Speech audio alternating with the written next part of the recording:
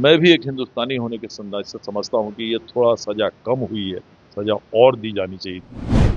वहाँ आतंकियों ने जो किया उसके लिए पाकिस्तान को और सजा दी जानी चाहिए। चढ़ जा बेटे सूली पे भला करेगा राम, उसमें हमारा भी तो कुछ योगदान होना चाहिए। जो भी हम योगदान कर सकते हैं, हम सीमा पर जाके लड़ाई करने लायक नहीं हैं, लेकिन हम उनके परिजनों को देखने लायक तो हैं, उनके परिजनों को देखभाल करने लायक तो हैं। तो हमने सोचा कि ये साल भर का जो सैलरी है हमारा, जो बेसिक सैलरी होता है एमपी का, 1.25 लाख रुपए हर महीने का होता है। तो मैंने साल भर की जो सैलरी है 15 लाख रुपया प्रधानमंत्री के नाम से चेक बना ली है। आज दिल्ली निकल रहा हूं मैं अभी राजधानी के एक्सप्रेस से, और कल परसों तरसों रह के दिल्ली में कोशिश करूंगा उनसे समय लेने की। वो जरूरी नहीं है व्यक्तिगत मुझे दे रहा, मैं उनके कार्यालय में जाके दे दूंगा, लेकिन मेरा चेक बन के तैयार। बैठे हुए आदमी नहीं, हम सोने वाले नहीं है। तुम जो करोगे ऐसा मुंहतोड़ जवाब देंगे कि तुम हमेशा याद रखोगे। नमस्कार, मेरा नाम प्रेम है और आप देख रहे हैं फर्स्ट बिहार झारखंड। पहलगाम में आतंकी हमले हुए, हमारे सेना पाकिस्तान को मुंह तोड़ जवाब। देखिए, रात के अंधेरे में किस तरीके से नापाक इरादे से पाकिस्तान की ओर से ड्रोन छोड़े गए, मिसाइल छोड़े गए, पर हमारे सेना के लोग जवाब दे रहे। कई साथी बिहार के थे और अलग अलग राज्य के थे, शहीद हुए। जेडीयू कोटे से सांसद देवेश चंद्र ठाकुर पर्चे के मुहताज नहीं है। इन्होंने एक नया पहल शुरू की। जो हमारे सेना शहीद हो गए उनको अपना तनख्वाह डोनेट कर रहे हैं। सर, आखिर ये आइडिया नहीं, ये आइडिया मेरे जहन का नहीं है, मेरा बहुत पुराना ये दिल का हमारा एक ख्याल है, विचार है कि जो लोग सीमा पर आपकी सुरक्षा करते हैं, अपने परिवार से दूर रहते हैं, अपनी जान गंवाने को तैयार रहते हैं दुश्मनों के से टक्कर लेते हुए, उनके लिए कोई सोचेगा कि नहीं कि सिर्फ उन्हें तनख्वाह मिलेगी सरकार से। हम लोग इस देश के हैं, तो ये मेरा आज से नहीं है। शहीदों के लिए हमेशा से हमने काम किया है। और आपको नहीं पता होगा, मैं 22 साल विधान परिषद में रहा, और पहले उसमें विधान परिषद में आने से पहले जो हमारे क्षेत्र के स्वतंत्रता संग्राम में 1947 के संग्राम में कई ऐसे बहुत वीर सपूत हमारे जिन्होंने शहादत दी, हमारे तिरहुत क्षेत्र के, उन सभी की प्रतिमाओं को मैंने उनके गांव में, पैतृक गांव में उसे बनवाने का काम किया अपने तरफ से। मैंने अमर शहीद रामफल मंडल जी की प्रतिमा लगवाई सीतामढ़ी में, अंग्रेजों ने उन्हें अपने गोली से उड़ा के रख दिया था। अमर शहीद जुब्बा सहनी जो मीनापुर के थे, मुजफ्फरपुर के, उन्हें गोली से उड़ा दिया गया था अंग्रेजों की तरफ से। अमर शहीद बैकुंठ शुक्ला को फांसी दे दी गई थी। जोगिंदर शुक्ला और बैकुंठ शुक्ला जबरदस्त क्रांतिकारी थे, और बैकुंठ शुक्ला जी को फांसी दे दी गई थी अंग्रेजों के द्वारा। मैंने उनकी प्रतिमा उनके गांव में लगवाई। बाबू अमीरी सिंह सकरा मुजफ्फरपुर के थे, सकरा या किसी मुजफ्फरपुर के ही थे, उनकी प्रतिमा हमने लगवाई मुजफ्फरपुर में। तो इस तरह के बहुत बहुत हमने बरगिनिया में सरदार पटेल जी की बहुत बड़ी प्रतिमा लगवाई है, सब अपने तरफ से। और उसके बाद जब हम विधान परिषद में आए, उसके बाद ये हमारे सेना का कैंटोनमेंट है पटना में, एकदम मेन रोड पर आप जाके देखेंगे उनका युद्ध स्मारक जो पूरी तरह से ध्वस्त हो चुका था, जीर्ण शीर्ण हो चुका था। वो उनके पास फौज का वो पैसा नहीं आता था किसी तरह का उसके नूतनीकरण के लिए, नवीकरण के लिए। तो मैंने वो बीड़ा उठाया और अपनी तरफ से 2005 में 16 लाख रुपया उसमें लगवा के, आप जाकर देख लें कितना सुंदर वहाँ पर युद्ध स्मारक बना हुआ, और माननीय मुख्यमंत्री के तरफ को ले जाकर हमने उसका उद्घाटन किया था। तो ये मेरे जहन में है, हमेशा से करते आया हूँ। अभी भी जो हमारी लड़ाई पहलगाम में जिस तरह से आतंकी सेना पार से आकर हमारे निहत्थे नागरिकों को, सिविलियंस को जिन्होंने मारा धर्म पूछकर, क्या धर्म है तुम्हारा, इससे पता चलता है। तुम्हारे धर्म में यही सिखाया जाता है कि निहत्थे लोगों को मारो, इसमें कोई वीरता लगती है तुमको? निहत्थे लोगों को उनके परिवार के सामने तुमने धर्म पूछ के और उनको उड़ा दिया गोली से, 26 लोगों को। मैं समझता हूँ ये जो हुआ है और ये लड़ाई हुई है, उसके बाद जो आदरणीय नरेंद्र मोदी जी ने फैसला लिया कि हम उन पर हमला करेंगे, हम उसके लिए उन्हें बहुत धन्यवाद देते हैं, शाबाशी देते हैं। लेकिन मैं भी एक हिंदुस्तानी होने के संदाज से समझता हूँ कि ये थोड़ा सजा कम हुई है, सजा और दी जानी चाहिए थी। वहाँ आतंकियों ने जो किया उसके लिए पाकिस्तान को और सजा दी जानी चाहिए। लेकिन देश चलाने वाले की मजबूरियां अलग होती है। उस जगह पर बैठे हुए आदमी की मजबूरियां अलग होती है। समय के साथ हमें मालूम पड़ेगा जो क्यों 2 दिन 3 दिन के अंदर ही हमको युद्ध विराम मालूम करना पड़ा।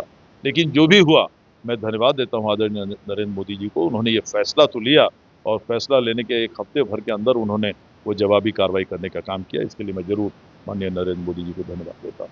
देवेश चंद ठाकुर की आवाज में वो कड़क है, पर सेना को लेकर बात आ गई, आपका भी मन भावुक भी। क्यों नहीं होगा, क्यों नहीं होगा। कड़क का में क्या, किसी की जान चली जाए तो आप भावुक नहीं होंगे? होना ही है। हमारे देश की रक्षा में अगर कोई वहाँ का लड़ाई कर रहा है और उसकी जान चली जाएगी तो वो कड़क, तो वो नकली कड़क हो जाएगी। भावुक होना ही है, तो हो गए। अच्छा, आज बिहार के बेटा का शव पटना लाया गया, उनके परिवार के लोग रो रहे हैं और कह रहे हैं पाकिस्तान को नक्शे से मिटाओ। स्वाभाविक है, करेंगे ही। उनके परिजन, उनके परिवार के लोग गए हैं। आपके भी परिवार का कोई जाएगा, आपका भी वो भावना होगा। हमारे परिवार का भी जाएगा, वो हमारा भी भावना होगा।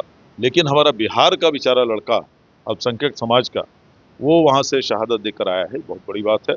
निश्चित रूप से हम लोग सब उसके शहादत को सलाम करते हैं और मुझे विश्वास है कि बिहार सरकार उनके लिए ज़रूर सोचेगी। और बिहार सरकार ने सोचेगी कि अब बिहार सरकार ने तो एक फैसला भी ले लिया आदरणीय नीतीश कुमार ने कि हमारे जो भी बिहार के जवान कहीं शहादत देते हैं देश में, तो उन्हें 25 या 30 लाख रुपया सरकार की ओर से मिलेगी। मुझे ये सुनने में आया है आज कि माननीय मुख्यमंत्री जी कल जा रहे हैं छपरा उस नौजवान को देखने, क्या, उस नौजवान के परिवार से मिलने और अपनी सहानुभूति वहाँ जताने के लिए। मुझे पूरा विश्वास है सरकार उस नौजवान के परिवार के लिए ज़रूर कुछ करेगी। आप भी 1 साल का अपना सैलरी डोनेट कर दिए। हाँ, मैंने तो डोनेट किया सीज़ फायर से पहले और मुझे खुशी है कि सीज़ फायर से पहले मैंने कर दिया, क्योंकि हमेशा, जैसे मैंने बताया आपको, हम हमेशा से ये करते आए हैं और आखिर हम लोग सिर्फ वाहवाही देते रहें, सिर्फ शाबाशी देते रहें, चढ़ जा बेटे सूली पे भला करेगा राम, उसमें हमारा भी तो कुछ योगदान होना चाहिए। जो भी हम योगदान कर सकते हैं, हम सीमा पर जाके लड़ाई करने लायक नहीं हैं, लेकिन हम उनके परिजनों को देखने लायक तो हैं, उनके परिजनों को देखभाल करने लायक तो हैं। तो उसका जरिया क्या होगा? जो भी हम अपने तरफ से दान दे सकते हैं, अपने तरफ से सहयोग कर सकते हैं, दान नहीं कहना चाहिए, अपने तरफ से सहयोग कर सकते हैं, वो तो आदमी करे। इसी ख्याल से मैंने अभी ठीक पूरा 1 साल हमारा होने जा रहा है जब मैं निर्वाचित हुआ था लोकसभा के रूप में, सीतामढ़ी के सांसद के रूप में, ठीक 1 साल होने जा रहा है। 4 जून को हम लोगों ने शपथ लिया था। आज कितना मई है? आज 15-16 मई होगा, 13-14 मई होगा, तो 12 तारीख है आज, 12 तारीख को, तो 1 महीना बाकी है, 1 महीने से कम करीब 3 हफ्ते बाकी है। तो हमने सोचा कि ये साल भर का जो सैलरी है हमारा, जो बेसिक सैलरी होता है एमपी का, 1.25 लाख रुपये हर महीने का होता है, तो मैंने साल भर की जो सैलरी है 15 लाख रुपया प्रधानमंत्री के नाम से चेक बना ली है। आज दिल्ली निकल रहा हूँ मैं अभी राजधानी के एक्सप्रेस से, और कल परसों तरसों रह के दिल्ली में कोशिश करूंगा उनसे समय लेने की। वो जरूरी नहीं है व्यक्तिगत मुझे दे रहा, मैं उनके कार्यालय में जाके दे दूंगा, लेकिन मेरा चेक बन के तैयार है। चेक बनकर तैयार है, पर देश का मूड कुछ और था। देश के लोग चाहते थे कि और सजा दिया जाए, जिस तरीके से प्रधानमंत्री की ओर से नहीं, सेना की ओर से नहीं, दूसरे व्यक्ति आकर जानकारी देते कि हिंदुस्तान और पाकिस्तान के जो युद्ध चल रहे थे उस पर विराम है। देश में कई ऐसे लोग हैं जो दबा दें। मेरा भी मूड ये था, ये मेरा भी मूड था कि ये लड़ाई चलनी चाहिए और सबक देनी चाहिए। लेकिन मैं एक नागरिक हूँ, आम नागरिक। माननीय नरेंद्र मोदी प्रधानमंत्री हैं, उन्हें पूरे देश का सोचना है, पूरे विश्व का सोचना है, पूरे विश्व की पर नज़र जो है वो पूरे हिंदुस्तान पाकिस्तान के युद्ध पर लगी हुई। तो किन परिस्थितियों में ये करना पड़ा होगा, इस बात को हमने जब उनको बनाया है, अपने देश का नेता बनाया है, देश का कर्णधार बनाया है, और देश की ऐसी समस्या में वही है जो इस तरह से निर्णय ले सकते हैं कि हाँ, हफ्ते भर के अंदर हम चढ़ जाएंगे तुम पर और तुम करोगे, और वो चढ़ने का काम किया। तो किस परिस्थिति में उन्होंने युद्ध विराम किया, किस परिस्थिति में ये हुआ, कैसे डोनाल्ड ट्रंप जी ने ये किया, ये परिस्थिति समय के साथ आ ही जाएगा बाहर। इस पर बहुत सवालिया प्रश्न करने का न हमको अभी अधिकार है, न हमें करना चाहिए। हमने नरेंद्र मोदी जी के साथ हैं, उन्होंने जो फैसला लिया, एक सबक सिखाया और बताया कि याद रख, हम बैठे हुए आदमी नहीं, हम सोने वाले नहीं है, तुम जो करोगे ऐसा मुंहतोड़ जवाब देंगे कि तुम हमेशा याद रखोगे। एक नमूना के तौर पे उन्होंने पेश किया है।